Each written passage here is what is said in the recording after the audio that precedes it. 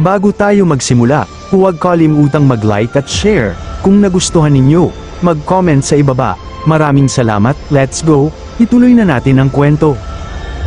Pagkatapos ay lumingon si Su Shitian kay Changfeng at sinabi, Changfeng, lumabas ka muna sandali, kailangang makipag-usap ng Panginoon sa iyong nakababatang kapatid na babae. Kahit na gusto rin ni Changfeng na manatili at manghuli ng usapan, nag-atubili siyang lumabas sa utos ng Panginoon. Mag-isa sa silid, umupo si Su Shitian bago magtanong, Qingshui, bakit ayaw mong pumasok sa labanan? Magkadikit ang mga kamay ni Qingshui, yumuko ang kanyang ulo, at sumagot, Panginoon, ngayong ang iyong alagad ay nakapasok na sa Yuanying Realm, nararamdaman kong kailangan kong linangin at perpektuhin ang aking mga kakayahan bago lumahok sa mahalagang laban na yun, kahit na ito ay ang banal na anak, si Li Changming, o si Lu Wushuang na nakababatang kapatid na babae ng Taishan. Lahat sila ay mga Golden Elixir Cultivators. Ginagamit ni Qingshui ang paglinang upang supalan, kahit na manalo siya, hindi siya mayabang. Sa puntong ito, taimtim niyang tiningnan ang kanyang mukha, nagpapakita ng mapanganib na ekspresyon, at sinabi, bukod dito, pagkatapos ay lumapit siya sa Panginoon at bumulong sa kanyang tainga, kung ang Taishan ay mayroon pang lihim na balak, at kung matalo si Qingshui, kung gayon ang banal na Panginoon ay hindi na makakapagtayo ng kanyang ulo ng mataas. Nang marinig siya, namutla ang mukha ni Su Shitian sa takot, ang kanyang mga mata ay naging malabo dahil hindi pa niya ito naisip noon, nang makita na ang kaisipan ng kanyang Panginoon ay minamanipula, nagpatuloy si Qingshui, hindi kayang manalo, hindi kayang matalo, paano dapat kumilos ang mga alagad? Natagpuan ni Su Shitian na napakakatwiran ng kanyang mga salita.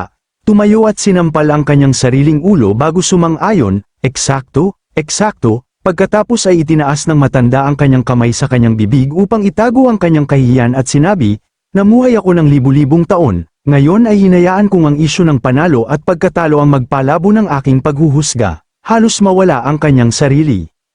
Pagkatapos magsalita, tiningnan niya ang magiliw na mukha, ngumingiti sa kanyang sarili, iniisip, ang batang babaeng ito ay hindi nakita sa ilang araw, hindi lamang lumakas ang kanyang larangan, tila ang kanyang kalagayan ng puso ay sumailalim sa isang malaking pagbabago na may kaunting elegante ng matandang Panginoon.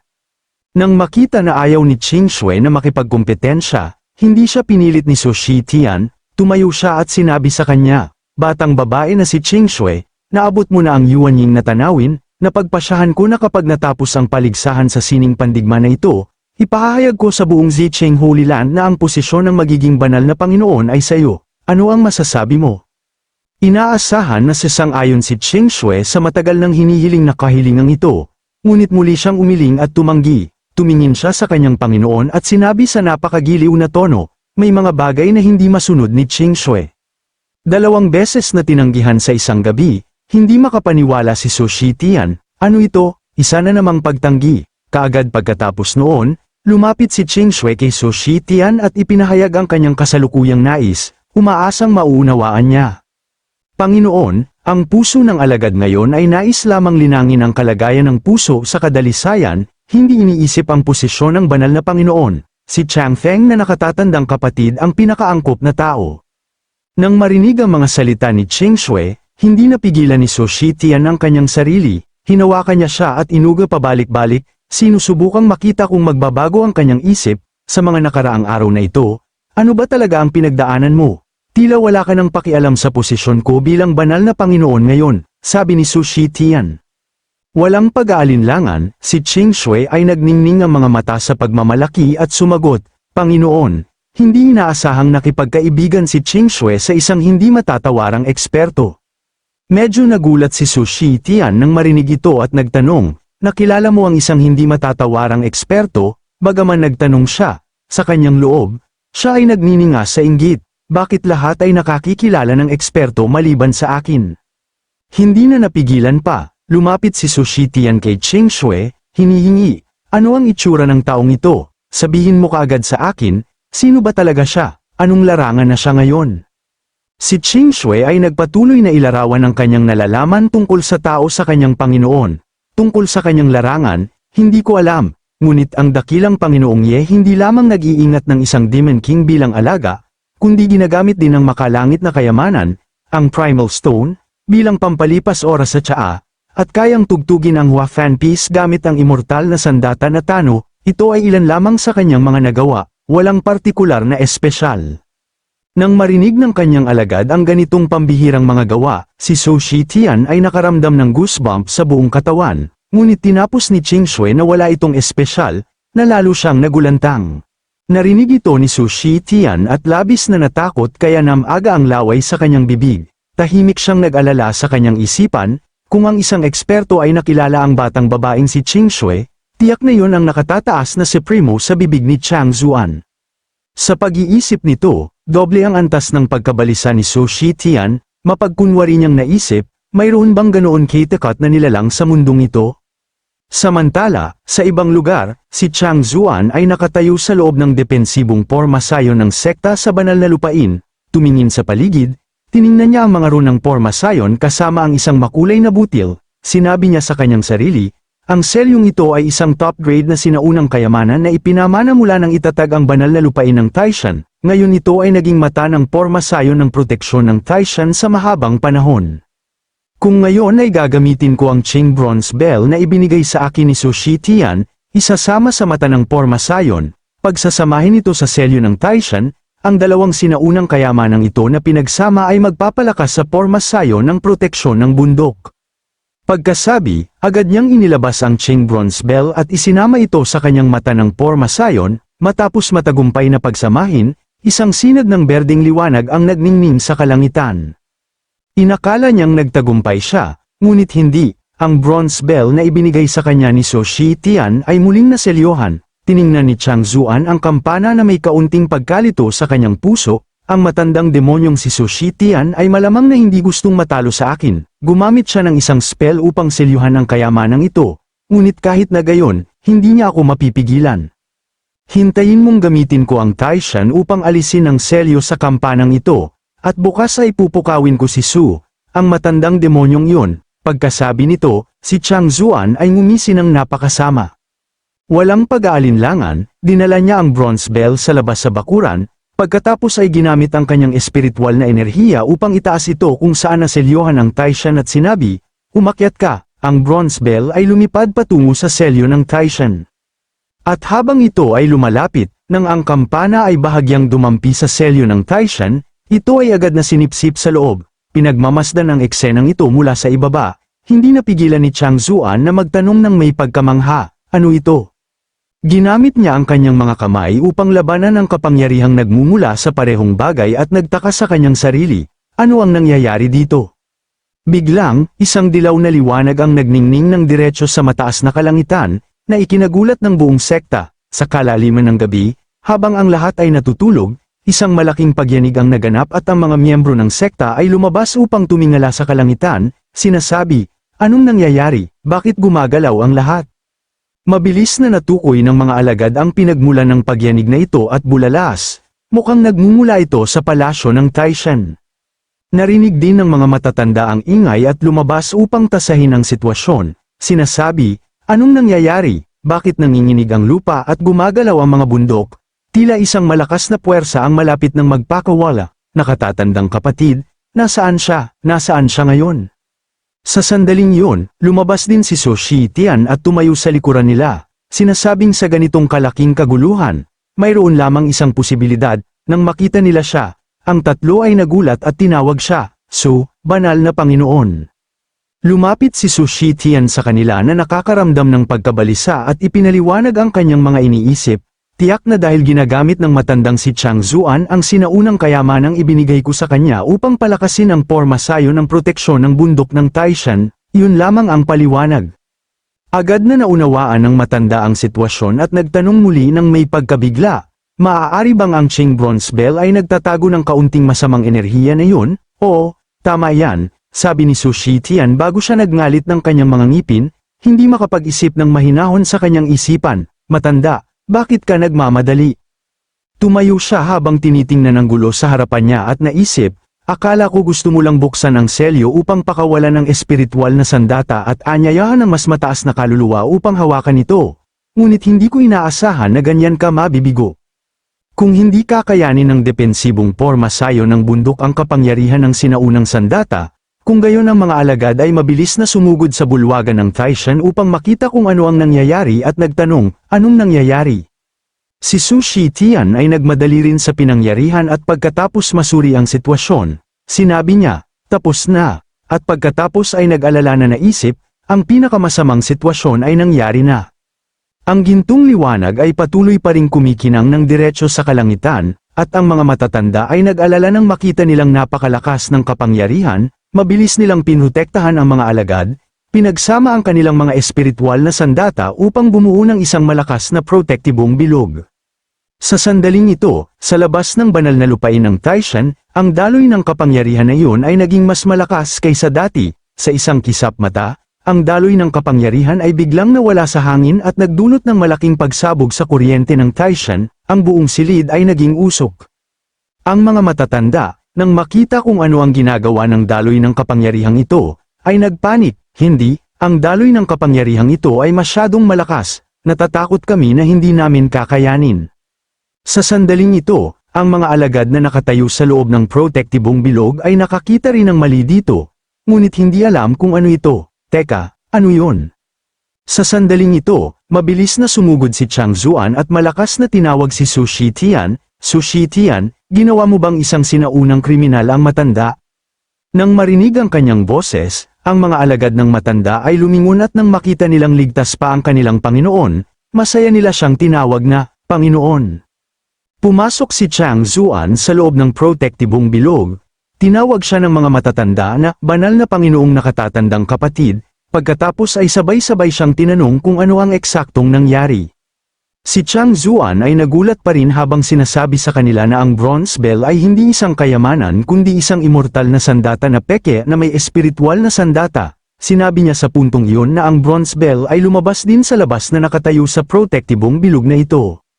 Labis na natakot ang mga matatanda nang makita itong lumitaw. Ipinagpatuloy ni Chang Zuan na sabihin sa kanila ang kwentong kanyang narinig. Sinira ng matanda ang selyo pagkatapos ay nalaman na ito ay isang masamang bagay na ganyan, ngunit sa kasamaang palad, huli na. Si Su Shitian, nang marinig siya, ay nakaramdam ng matinding pagkabigo, nagngalit siya ng kanyang mga ngipin at pagkatapos ay humakbang pasulong upang sabihin kay Chang Zuan, kapatid na kung ito ay sanhi ko, kung gayon ang Ziqing Holy Land ay tiyak na hindi tatayo at manunood lamang. Pagkatapos magsalita ni Su Shitian, lumingon siya at iniutos sa lahat ng kanyang mga alagad ng Ziqing Holy Land, sumunod sa utos, buuin ang Ziqing Extreme Sword Formation. Nang marinig ang kanyang utos, agad na sumunod ang mga alagad, pinakawalan ang kanilang mga espada ng diretso sa kalangitan. Ang mga ilaw ng espada ay patuloy na nagbago at sa huli ay nagsama-sama upang mabuo ang pinakamakapangyarihang pamamaraan upang umatake. Matapos pagsamahin ang lahat, bumuo sila ng isang malaking berdeng dragon na lumilipad sa kalangitan. Nakita ni Chang Zuan na ang pagsasama sa kabila ay nabuo sa isang dragon, kaya hindi siya pwedeng magpahuli. Sinabi niya sa kanyang mga alagad, sige, mga alagad ng banal na lupain ng Taishan, pakinggan ninyo ang aking utos. Pagsamahin ang Taishan sa isang dragon formation. Agad silang sumunod sa utos at magkasamang lumikha ng isa pang gintong dragon upang samahan ang dragon ni Su Shitian. Matapos makumpleto ang unang hakbang, sina Su Shitian at Chang Zuan ay nagpatuloy sa ikalawang hakbang, magkasama nilang sabay na inilunsad ang kanilang pamamaraan upang supalan ang Cyan Bell. Agad na iminulat ng malaki ng kambal na dragon ang kanilang mga bibig at lumipad upang salakayin ang Cyan Bell. Sa harap ng banta mula sa dalawang dragon, ang Cyan Bell ay hindi lamang nagpakita ng takot, kundi nagsalita rin ng may paghamak. Kayong mga walang silbing insekto, pagkasabi, naglabas ito ng isang alon ng liwanag ng kapangyarihan, na naging sanhi ng pag-uga at paggulong ng dalawang dragon sa himpapawid bago pa man nila marating ang panlabas na patong nito sa ibaba. Ang mga matatanda at alagad na nakasaksi ng eksena ay hindi makapaniwala at napabulalas, ano ito? Ang Cyan Bell ay nagbago pagkatapos sa isang nakangiting hugis ng mukha na sinundan ng isang ngisi, pagkatapos tumawa, ito ay nagbago sa isang demonyong figura at sinabi, pagkatapos ng 500 taon, sa wakas ay pinalaya na ako mula sa aking selyo. Pagkasabi, nagpatuloy siya sa pagtawa na parang isang baliw, sa sandaling yun, itinaas niya ang kanyang kamay, hinawakan ang mga buntot ng dalawang dragon, at pinisil ng mahigpit. Sa ibaba, sina Su Shitian at Chang Zuan ay agad na nilamon, bumulwak ang dugo. Si Chang Zuan ay tumingin sa eksena sa harapan niya nang hindi makapaniwala. Paano ito nangyayari? Maaari bang ngayon ay tunay nating haharapin ang isang kalamidad ng pagkalipol? Ang halimaw na iyon ay mas malaki na ngayon. Ang laki nito ay lubos na nagpadaig sa mga propesor sa ibaba. Inilabas ang kanyang espiritual na sandata. Tumingin siya pababa at sinabi sa kanilang lahat, tingnan natin kung gaano karaming lakas ng loob ang mayroon kayong lahat. Pagkatapos ay pinakawalan niya ang kanyang pinakamalakas na galaw sa ibaba. Ang mga palaso ay paisa-isang lumipad. Ang mga propesor sa ibaba ay lumaban sa pag-ataking ito. Sinubukang lumaban. Na-block ang unang galaw, pagkatapos ay nagpakawala siya ng pangalawang galaw. Itinaas ng mataas ang kanyang kamay, nagtipon siya ng isang malaking apoy at sinabi, subukan ninyo ito. Ang apoy na iyon ay hinubog sa isang mas malaking mapanirang palaso at ginamit niya ang lahat ng kanyang lakas upang ihagis ito ng diretso sa kanila. Sumisigaw, mamatay kayo, mga insekto. Ang palasong iyon nang lumilipad patungo sa protektibong bilog ay agad na sumire sa hadlang, na nagpadala sa mga nasa loob na lumipad ng malayo. Ang mga alagad ng dalawang banal na lupain ang sumalo ng matinding epekto ng pag-atake, na nagpahandusay sa kanila sa lupa. Sa puntong ito, makikitang nakahandusay sa sahig ang walang malay na mga tao matapos matanggap ang atake mula sa Fire Demon Spirit.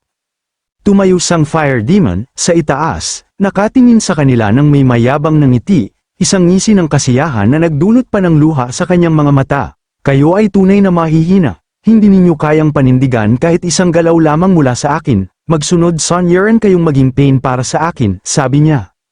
Tumayo si Chang Zuan na nanginginig ang buong katawan. Gumamit siya ng espiritual na enerhiya at sinabi sa mga alagad, mga tao ng Taizuan, makinig kayo, mabilis na dalhin ang lahat ng mga alagad ng magkakatulad na sekta at lahat ng tao sa Ziqing Holy Land palayo rito. Ang tatlong natitirang elder ay naguluhan, sinabi sa matanda, banal na Panginoon, nakatatandang kapatid, gusto mo ba talagang? Pinakawalan ni Chang Zuan ang kanyang paglinang, lumikha ng isang malaking harang, at sinabi, nais kong ipagsapalaran ang aking paglinang at buhay na kasama nito. Nakinig si Su Shitian sa mga salita ng matanda nang may pagkabigla at nagtanong, kapatid, gusto mo bang talagang magpakamatay at maging isang tao na buhangin? Ang spiritual fire demon na mula sa Qing Bronze Bell sa itaas ay nakita ang kaguluhan sa ibaba at sumabog sa tawa, sinabing, umaasa ka lang na huminto sa pagkalat. Agad na lumingon si Chang Zuan kay Su Shitian at sinabi, Lao Su, ang alagad ng Taishan ay aking responsibilidad. Nang marinig ito, lumikha si Su Shitian ng isang espasyo patungo sa kanyang banal na lupain at sinabi sa mga alagad doon, ito ang daan patungo sa Ziqing Holy Land, lahat ay pansamantalang maghanap ng kanlungan doon. Agad na sumugod ang mga alagad sa espasyo upang mapanatili ang kanilang mga buhay, gayunpaman, hindi ito naging madali dahil natuklasan sila ng espiritual na sandata na Qing Bronze Bell sa itaas at itinaas ang kanyang palakol upang manalasa, sinabing, walang makakatakas dito. Ang mga alagad, naramdaman ang panganib, ay nag-atubili kung mananatili upang sumuporta o tumakas, tumingin sila sa kanilang Panginoon at tinawag siya, Panginoon, banal na Panginoon, si Chang Zuan, ayaw na manatili pa sila ng mas matagal, ay sumigaw, umalis na kayo agad. Biglang, sa sandaling iyon, ang lupa sa ilalim ng templo ng Taishan ay hindi inaasahang nabiyak, na nagpapakita ng isang daloy ng puting liwanag na bumabaril palabas. Ang halimaw ay patuloy na mariing iwinawasiwas ang kanyang palakol, ngunit biglang, may lumitaw na isang pabilog na pattern upang harangin ang kanyang pag-atake. Nang makita ang kanyang pag-atake na hindi inaasahang naharang, siya ay tumayong nakatigil, tumingin sa ibaba ng may naguguluhang mukha. Hindi maintindihan kung ano ang nangyayari. Oh, anong nangyayari? Sa ibaba, si Chang Zuan ay nakatayo pa rin roon na hindi naglulunsad ng anumang pag-atake ngunit sa itaas niya ay may mahinang liwanag. Sa sandaling ito ay may maliwanag na ilaw na kumikinang sa kalangitan na nagpapakita ng isang nakabukas na scroll sa nakakasilaw na liwanag na iyon. Ang mga alagad nang makita ang eksenang ito ay hindi kapani-pani walang namangha. Nakatitig ng may pagkamangha habang ang iba pang mga matatanda ay kaparehong nagulat, nakanganganang hindi makapaniwala, si Chang Zuan, na may naguguluhang ekspresyon, ay nauutal na sinabi, iyan ang Shi Senior Taishan Changqing Artifact, ang mga alagad sa ibaba ay tumingala ng may pagkabigla, Taishan Changqing Artifact.